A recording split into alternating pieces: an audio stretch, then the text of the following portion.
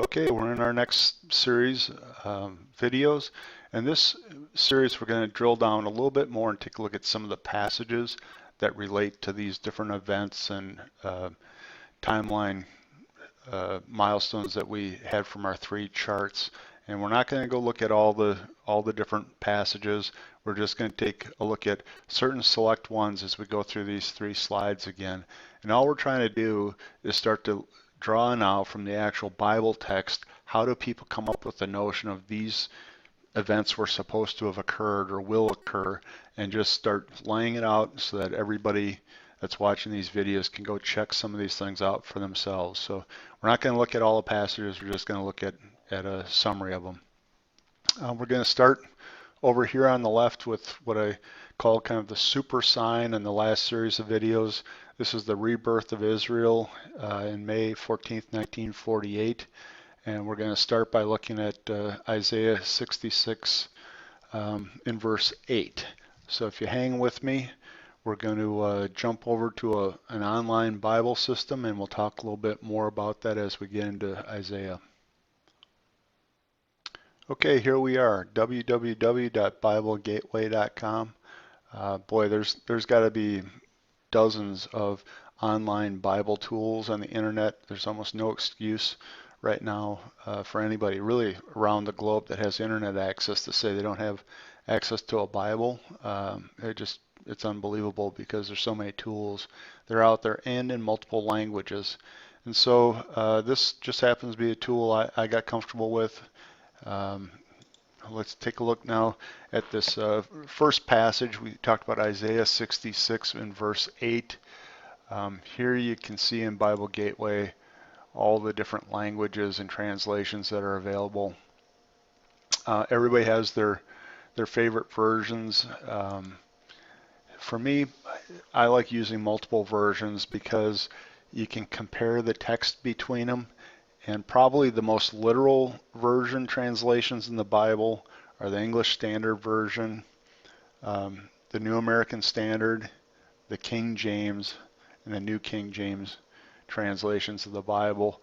I'd usually look at passages across 2 or 3 of those versions and compare.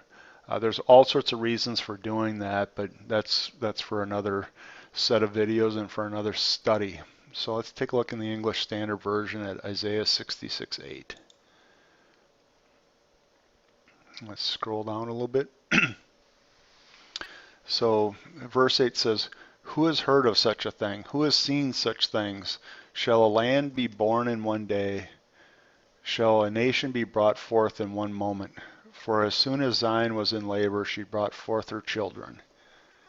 So this is a very brief one verse passage, but it brings out something fairly amazing. So Isaiah the prophet, he lived in the 700s BC.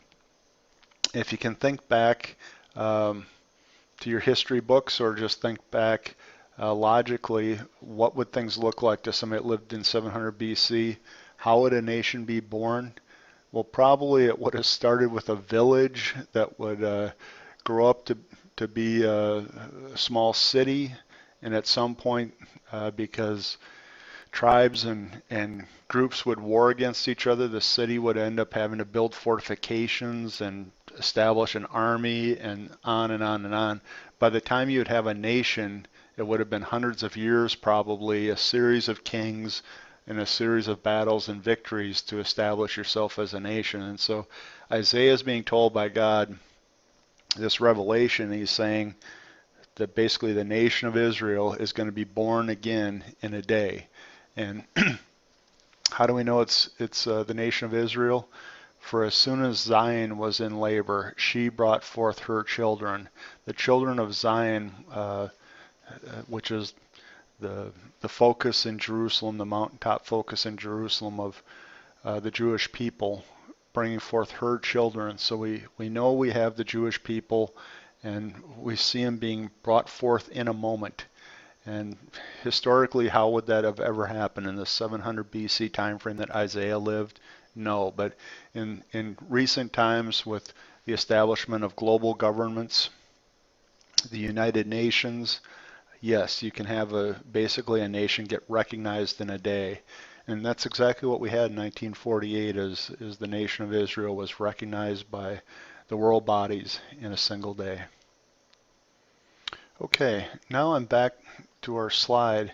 And if you remember, tied to this super sign of the nation being born in a day, I said there was lots of passages that talked about the regathering of the Jews back to the land of Israel.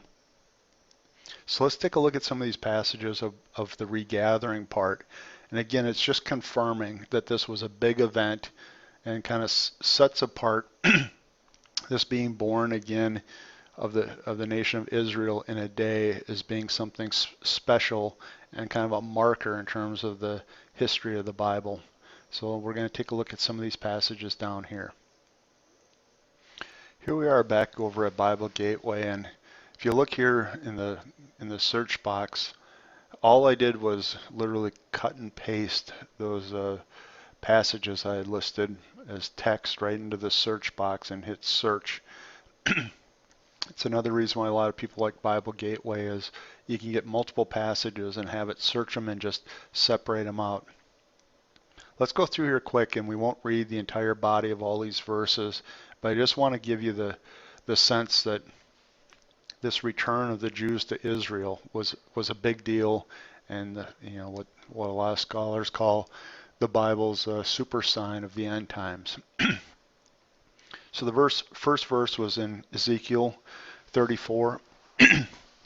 Sorry, and I will bring them out of the peoples and gather them from the countries, and will bring them into their own land, and I will feed them on the mountains of Israel. So right there you can see a reference of bringing the peoples out from all the different countries. And again, we go back to the prior set of videos. We talked about that in 70 AD, the Roman armies crushed the city of Jerusalem and dispersed the Jews that weren't killed. And the dispersion was kind of completed in 135 AD, but essentially since that time up until 1948, there was no nation of Israel. And although the Jews started returning back in the late 1800s to the land of Israel, there were only a couple 100,000 people in Israel when it was declared in 1948 to be its own nation. And since then, the population has swelled, and now there's several million people in the nation of Israel. And so this regathering is a very big marker in the Bible to say this is going to happen. From an anthropological standpoint, and that's the study of people, there's been nothing like this in history. There's never been a nation that was put into dispersion for anything more than 300 or 400 years and ever have the people group survive and return to their land. And so just on the face of it, if you wanted to say, how do we know the Bible's miraculous in its foretelling? Here's just one example.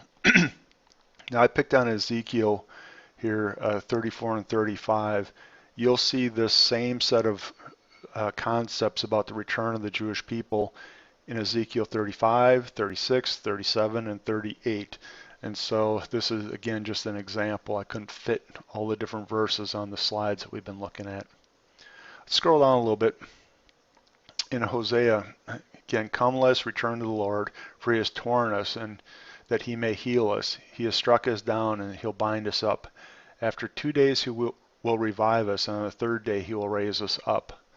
Again, it's a regathering theme. What's interesting about this is this discussion about after 2 days he will revive us, and the third day he'll raise us up.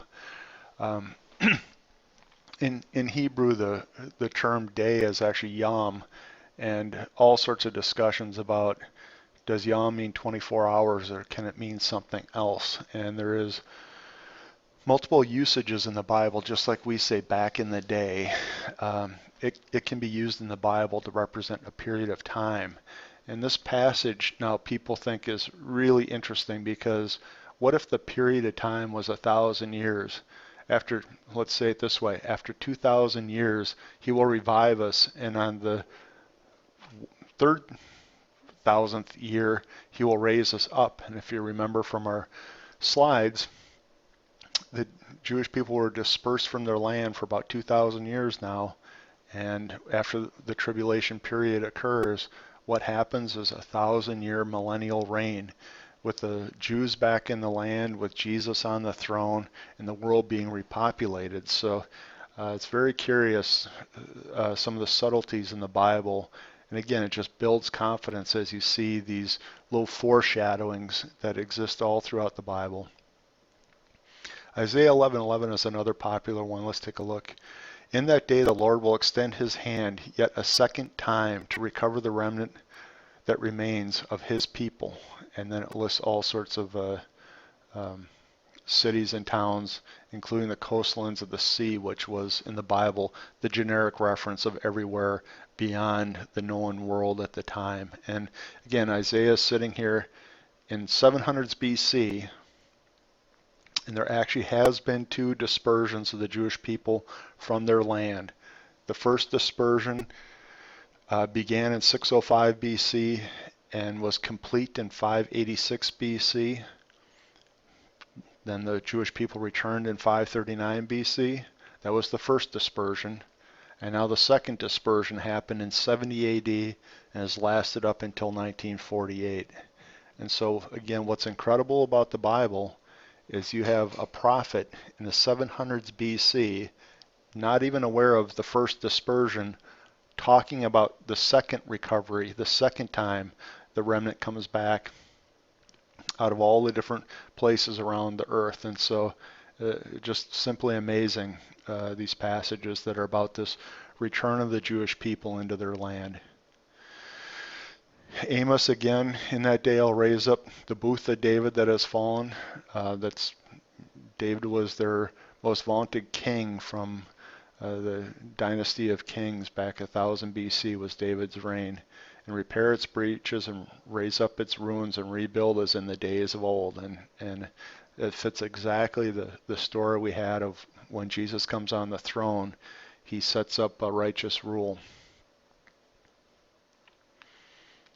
In Jeremiah, thus says the Lord concerning all my evil neighbors that touch the heritage that I have given my people Israel to inherit. Behold, I will pluck them up from their land, and I'll pluck up the houses of Judah and among them. And after that, I will again have compassion on them, and I'll bring them again, each to his heritage and each to his land. And so again, you get the sense of a restoration, and you get the sense of the neighboring people groups around Israel being called evil by God. And if you look today, you have all the people groups surrounding Israel right now are completely focused on Israel's destruction. The Muslim Brotherhood is the predominant belief system and rulers of the different governments around Israel. So hopefully that gives you a little context of this super sign. The return of the Jews to the land is a super big deal in the Bible, and we saw all sorts of different subtle ways and very overt ways that the prophets had written about this time that we currently live in.